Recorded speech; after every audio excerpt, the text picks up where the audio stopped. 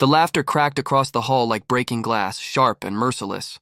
A young veteran stood alone, his chest full of medals that glittered under the harsh lights. Yet the whispers stabbed deeper than any bullet. Fake. A chair scraped. Someone snorted, another muttered, "He bought them online."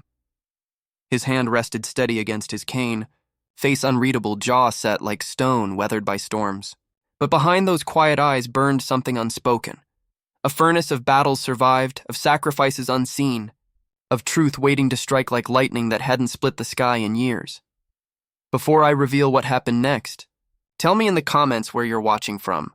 And if you believe that respect must always be earned, not mocked, this story will leave you with chills. His name was Daniel. Army infantry, 2 tours overseas, 12 years of service.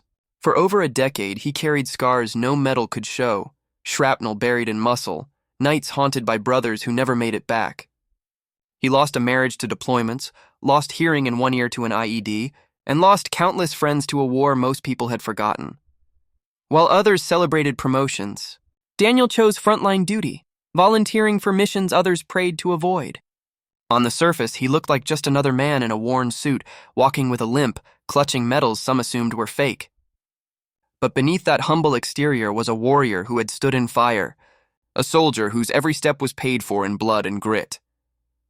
And that night, in that crowded room, the truth was about to roar louder than the mockery. What those mocking voices didn't know was this: Daniel's name was written in the records of Valor. And then came the moment that would silence every whisper. The double doors swung open. Heels struck the floor like gunfire, measured, commanding, undeniable.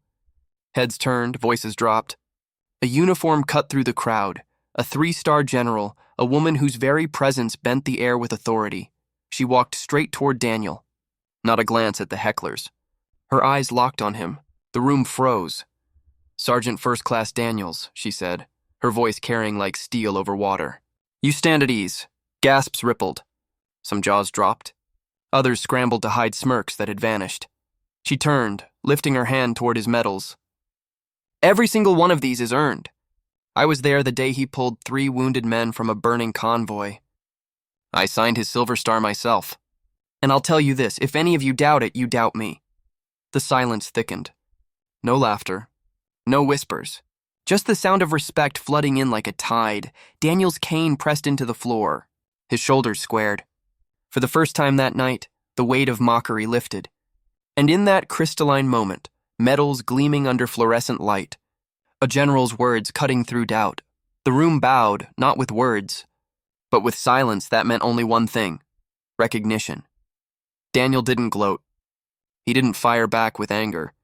He didn't even glance at those who had mocked him minutes earlier.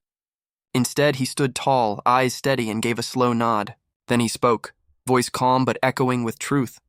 "Respect isn't stitched into metal," he said. "It's carried in scars you can't see. You don't have to believe in these medals, but believe in the cost." The mockers shrank in their seats, faces flushed with shame. Some looked at the floor, others shifted uncomfortably, but all knew they had crossed a line that could never be uncrossed. The witnesses, however, were changed. They had seen arrogance crumble into humility. They had seen what real honor looked like: quiet, steady, unshakable. Daniel was no longer the man they thought was pretending. He was the man who had lived through storms they couldn't imagine, and carried proof not for himself, but for the fallen who couldn't wear theirs. That night, he wasn't just a veteran with medals. He was a living reminder that dignity doesn't demand recognition. It commands it. Word spread fast about the veteran whose medals were questioned, until a general herself silenced the room. But Daniel didn't bask in the spotlight. He simply gathered his things, offered a humble salute, and walked away.